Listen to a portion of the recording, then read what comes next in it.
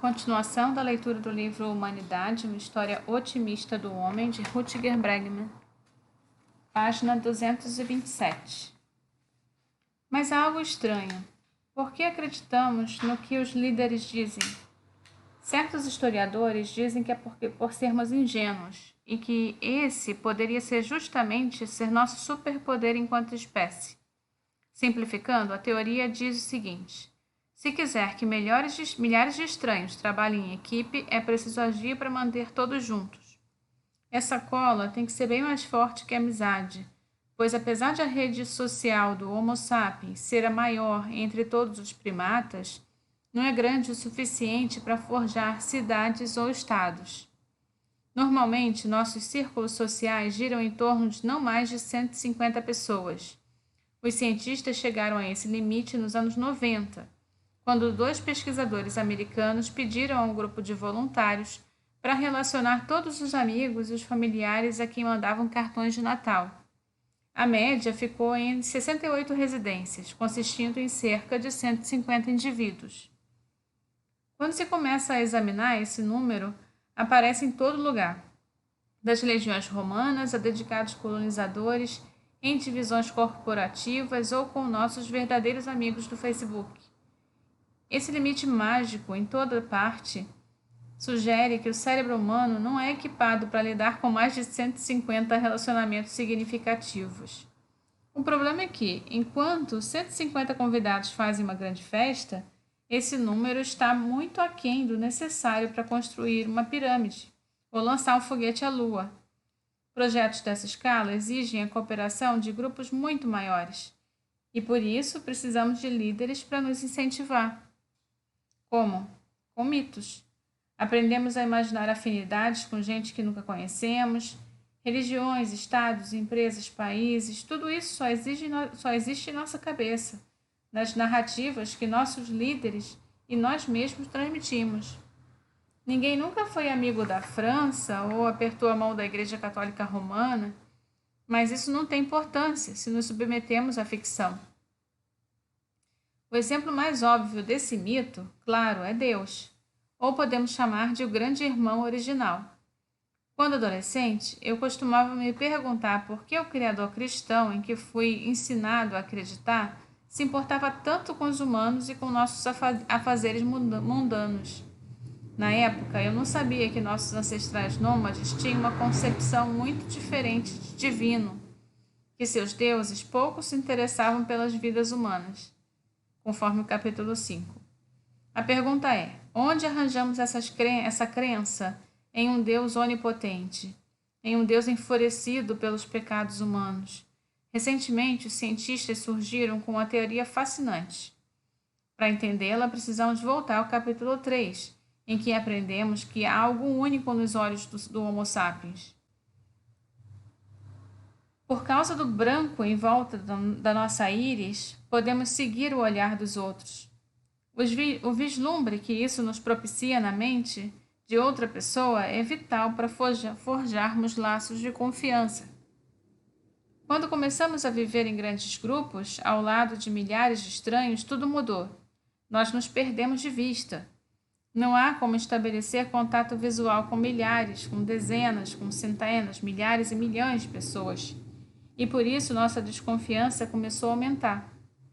Cada vez mais as pessoas começaram a desconfiar de que as outras estavam se aproveitando da comunidade, que enquanto ralávamos, trabalhávamos, todos os outros levavam uma vida melhor. Por essa razão, os governantes precisavam de alguém que ficasse de olho nas massas, alguém que ouvisse tudo e visse tudo, um olho que tudo visse. Deus. Não por acaso, as novas deidades são tipos vingativos. Deus tornou-se um super leviatã, espionando todos a 24 horas por dia, 7 dias por semana. Nem mesmo nossos pensamentos estariam a salvo. E até mesmo os cabelos de vossa cabeça estão todos contados, nos diz a Bíblia em Mateus 10:30. Foi esse ser onisciente que desde então passou a nos vigiar nos céus, supervisionando e, quando necessário, atacando. Os mitos foram essenciais para ajudar a raça humana e os líderes a fazer uma coisa que nenhuma outra espécie havia feito ainda: Eles nos capacitaram a trabalhar coletivamente em grande escala com milhões de estranhos. Ademais, a teoria diz ainda que foi a partir desses poderes da imaginação que surgiram as grandes civilizações.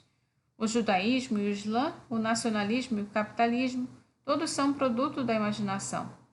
Tudo resolveu em torno de contar histórias e convencer as pessoas a acreditar nelas, escreve o historiador israelense Yuval Noah Harari no livro Sapiens, de 2011. É uma teoria cativante, mas tem um inconveniente: ignorar 95% da história humana. Na verdade, nossos ancestrais nômades já haviam excedido esse limite mágico de 150 amigos. Sim, caçávamos e coletávamos em pequenos grupos, que trocavam de membros regularmente, tornando-nos parte de uma imensa rede de polinização cruzada do Homo sapiens. Vimos isso no capítulo 3. Com tribos como a Axé do Paraguai ou a Hadzas da Tanzânia, cujos membros se encontravam mais de 1000 vezes no decorrer da vida. Ademais, os povos pré-históricos também tinham uma imaginação rica. Sempre elaboramos mitos criativos que passaram de geração em geração e que lubrificavam as engrenagens da cooperação entre muitos. Göbekli Tepe, o templo mais antigo do mundo, situado onde é hoje a Turquia, é um exemplo, construído com esforço orquestrado de milhares. A única diferença é que na pré-história esses mitos eram menos estáveis. Os chefes podiam ser sumariamente depostos e monumentos destruídos, nas palavras de 2 antropólogos. Em vez de perambular numa espécie de inocência primordial até que o gênio da desigualdade tivesse saído da garrafa, nossos ancestrais pré-históricos parecem ter conseguido abrir e fechar a garrafa com certa frequência, erigindo deuses e reinos enquanto construíam monumentos, para depois os desmanchar de novo sem grandes preocupações. Durante milênios podíamos ser céticos em relação às histórias que nos contavam. Se algum boquirroto se levantasse anunciando que havia sido escolhido pela mão de Deus, era possível ignorá-lo. Se essa pessoa se tornasse incômoda, mais cedo ou mais tarde tomaria uma flechada nas costas. O Homo sapiens era amistoso, não ingênuo. Só com o surgimento de exércitos e seus comandantes isso mudou. Imagine enfrentar um homem forte capaz de esfolar, queimar vivo ou esquartejar qualquer opositor. De repente, as críticas deixaram de parecer tão urgentes. Essa é a razão de todos os profetas armados terem triunfado e todos os desarmados terem tombado, escreveu Maquiavel. A partir desse ponto, deuses e reis passaram a não ser tão facilmente depostos. Não apoiar um mito passou a se mostrar fatal. Se você acreditasse no Deus errado, era melhor não dizer a ninguém. Se acreditasse que a nação-estado era uma ilusão, poderia perder sua cabeça. Como aconselhava Maquiavel, é útil organizar as coisas de forma que, quando eles não mais acreditem, possam ser obrigados a acreditar à força. Você poderia pensar que a violência deixou de ser parte importante da equação, pelo menos nas democracias bem organizadas, com tediosas burocracias? Mas não se engane, a ameaça de violência ainda está muito presente e é generalizada. É a razão das famílias com filhos serem expulsas de suas casas, se não pagarem as prestações da hipoteca. É a razão dos imigrantes não poderem simplesmente atravessar fronteiras das ficções que chamamos de Europa e Estados Unidos. E é também a razão de continuarmos acreditando no dinheiro. Considere o seguinte: por que pessoas se enfurnariam em gaiolas que chamamos de escritórios durante 40 horas por semana, em troca de alguns pedaços de metal e papel ou alguns dígitos acrescentados à conta bancária? Será que é porque termos cedido à propaganda dos poderes vigentes? E se assim for, por que praticamente não há dissidentes? Porque ninguém procura as autoridades fiscais e diz: Senhor, acabei de ler um livro interessante sobre o poder dos mitos e percebi que o dinheiro é uma ficção, por isso não vou pagar os impostos esse ano. A razão é evidente: se ignorar uma conta ou não pagar seus impostos, será multado ou preso. Se não obedecer da boa vontade, as autoridades irão atrás de você. Dinheiro pode ser ficção, mas é mantido por um sistema de ameaças ou por uma violência muito real. Enquanto lia o trabalho de Dasher Keltner e sobre psicologia do poder, eu comecei a ver que o desenvolvimento da propriedade privada e da agricultura pode ter desviado o Homo sapiens de seu caminho. Durante milênios, escolhíamos os sujeitos mais legais para comandar. Mesmo na pré-história, estávamos bem cientes de que o poder corrompe e reforçamos um sistema para envergonhar e pressionar nossos pares e assim manter uma vigilância sobre os membros do grupo. No entanto, 10.000 anos atrás era muito mais difícil desbancar os poderosos. Quando nos assentamos em cidades e estados e nossos governantes adquiriram poder sobre exércitos inteiros, uma pequena fofoca, uma lança bem apontada, deixaram de ser suficientes. Os reis simplesmente não se permitiam ser destronados. Presidentes não eram mais depostos por sarcasmos e zombarias. Alguns historiadores suspeitam de que nos tornamos dependentes da desigualdade. Yuval Noah Harari, por exemplo, escreve que as sociedades humanas complexas parecem exigir hierarquias imaginárias e discriminações injustas. E pode acreditar que tais afirmações têm toda a aprovação dos que estão por cima. O que me fascina, porém, é que pessoas no mundo todo tenham continuado a procurar maneiras de domar seus líderes, mesmo depois do advento dos chefetes e reis. Um método óbvio é a revolução. Todas as revoluções, a francesa em 1789, a russa em 1917 ou a Primavera Árabe de 2011, são propelidas pela mesma dinâmica. As massas almejam derrubar um tirano. No entanto, a maioria das revoluções acaba fracassando. Assim que um déspota é derrubado, um novo líder toma seu lugar e desenvolve uma insaciável fome de poder. Depois da Revolução Francesa, foi Napoleão. Depois da Revolução Russa, Lenin e Stalin. O Egito também acabou tendo outro ditador.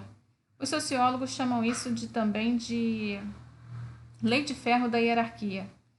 Mesmo socialistas e comunistas, apesar de todas as propostas ideais de liberdade e igualdade, estão longe de ser imunes à influência corruptora da concentração de poder.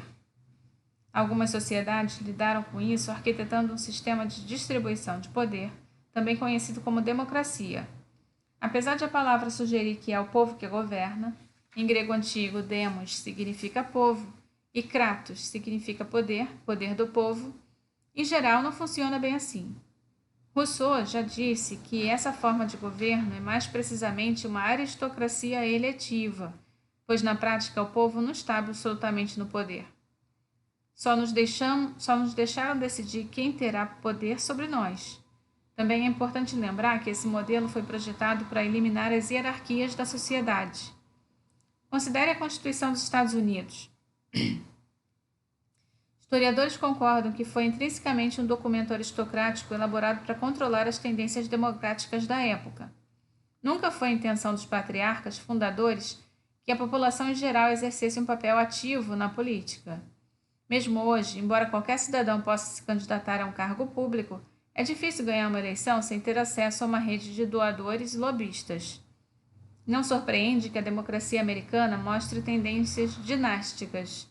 Pense nos Kennedy, nos Clinton, nos Bush.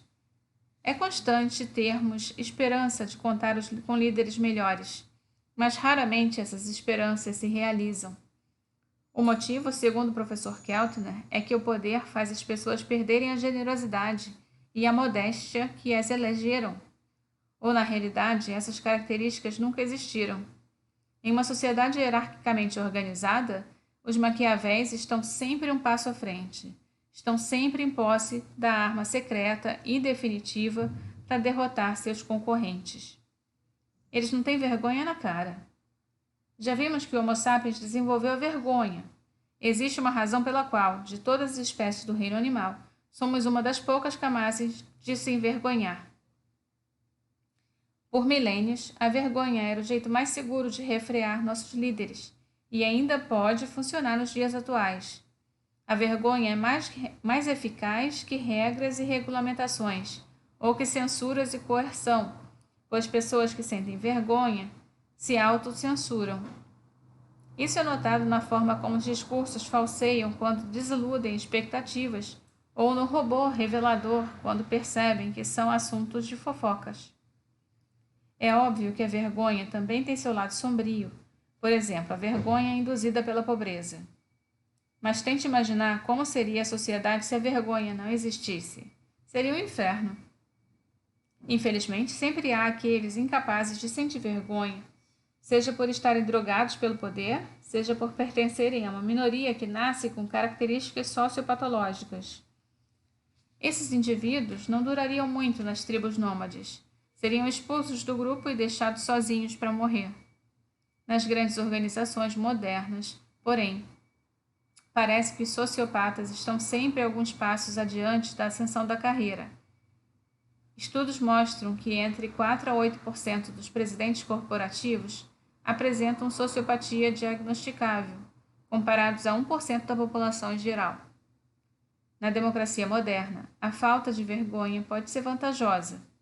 Políticos que não se deixam tolher pela vergonha se sentem livres para fazer o que os outros não se atreveriam. Você se definiria como o pensador mais brilhante de seu país ou se gabaria de ser uma das suas proezas sexuais? Seria capaz de ser pego numa mentira e dizer outra sem pestanejar? A maioria seria consumida pela vergonha. Assim como a maioria deixa aquele último biscoito na bandeja. No entanto, os sem vergonha não estão nem aí. E esse comportamento audacioso rende dividendos nas democracias modernas, pois a mídia prefere dirigir seus holofotes ao anormal e ao absurdo. No mundo desse tipo, não são apenas os líderes mais amistosos ou os mais empáticos que chegam ao topo. Seus opostos também alcançaram e alcançam essas posições. Nesse mundo, o que reina é a sobrevivência do mais desavergonhado. Terminamos aqui então o capítulo 11. Sigo com o capítulo 12, que vai falar sobre o que deu errado no iluminismo. Mas esse vai ficar para o próximo vídeo. Tchau, tchau.